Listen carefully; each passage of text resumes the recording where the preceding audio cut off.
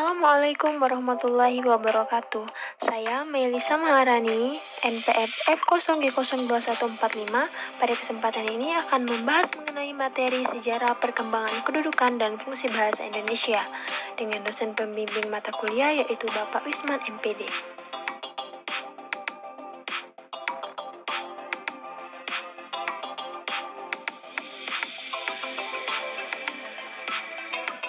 Materi yang pertama yaitu mengenai sejarah bahasa Indonesia. Sejarah bahasa Indonesia.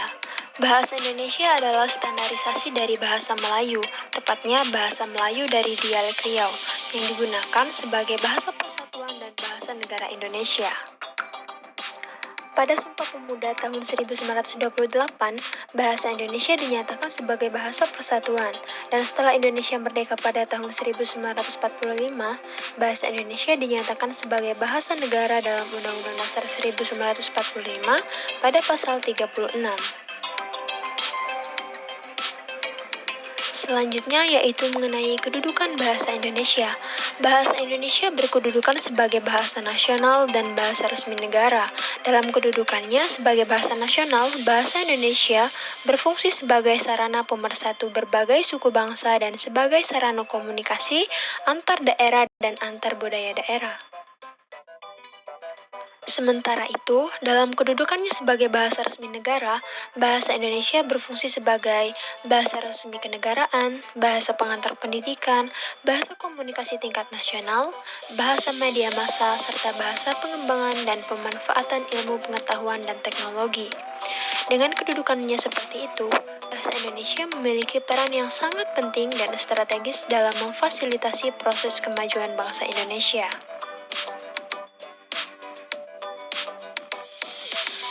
Selanjutnya yaitu fungsi lain dari bahasa Indonesia.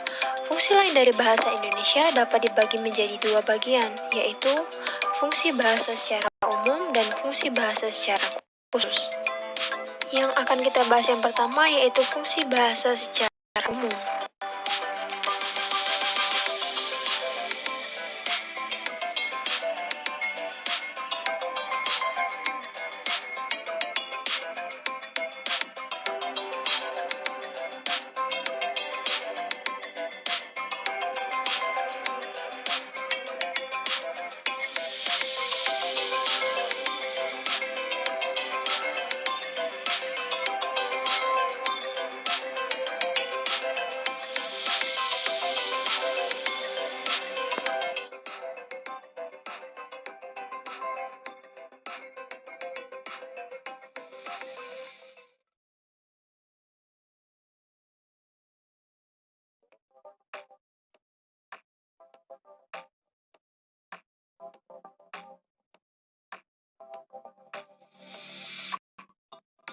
Yang kedua yaitu fungsi bahasa secara khusus.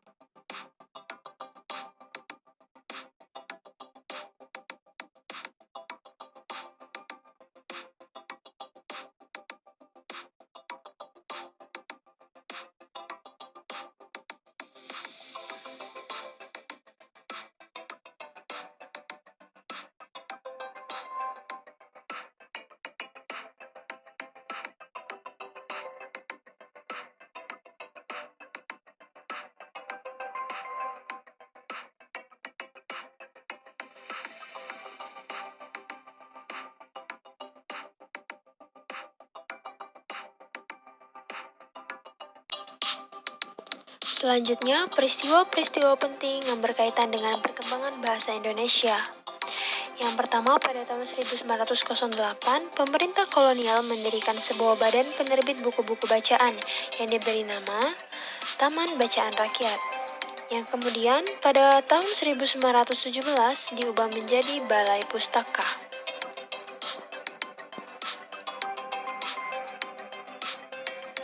Selanjutnya, pada tanggal 16 Juni tahun 1927, di mana Jajah Datuk Kadjo menggunakan bahasa Indonesia dalam pidatonya. Hal ini untuk pertama kalinya dalam sidang Volksraad, yang dimana seseorang berpidato menggunakan bahasa Indonesia.